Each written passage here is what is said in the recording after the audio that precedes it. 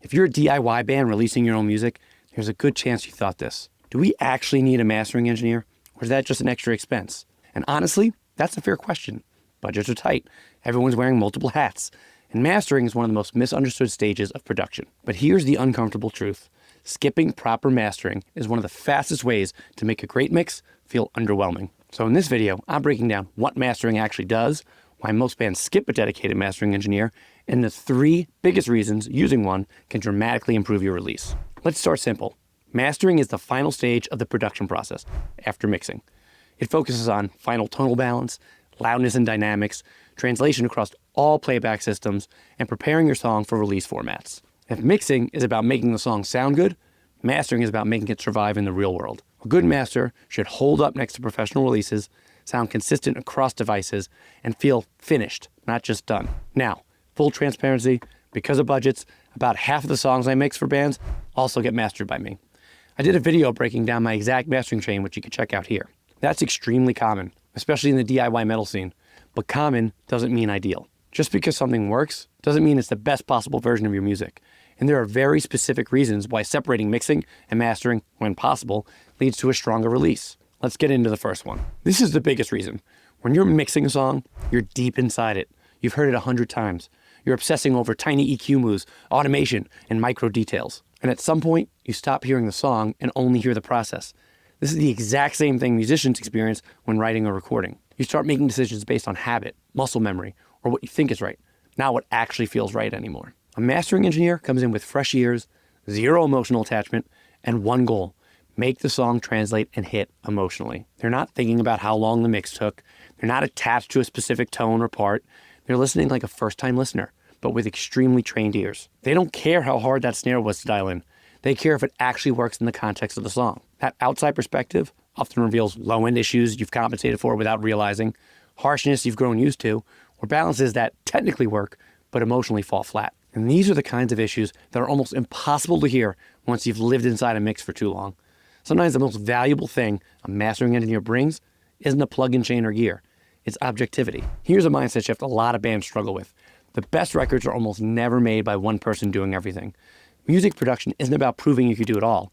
It's about getting the best possible result for the song. When you have a band focused on performance and writing, a mix engineer focused on impact and clarity, and a mastering engineer focused on translation and polish, each person is operating in their strongest lane. That separation creates checks and balances. It creates accountability, and it creates opportunities for improvement that wouldn't exist otherwise. If adding another professional makes your record worse, that's not collaboration.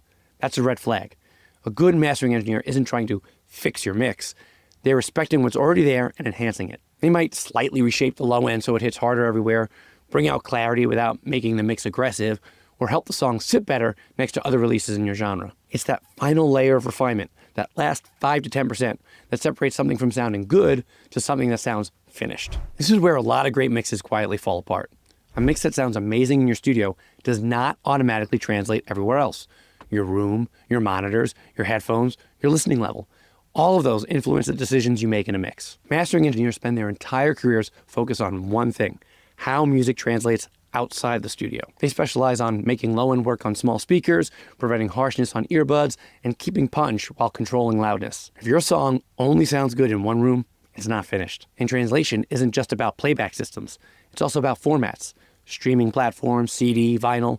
Each one has different loudness expectations, different technical limitations, and different preparation requirements. A dedicated mastering engineer knows how to optimize your music so it doesn't get crushed by streaming normalization, it doesn't distort or collapse on vinyl, and it holds up next to professional releases when listeners hit shuffle. Guessing here is how great mixes get ruined after release. This is something a lot of bands don't think about, but it's incredibly valuable. When you work with a well-established mastering engineer, you're not just paying for audio processing.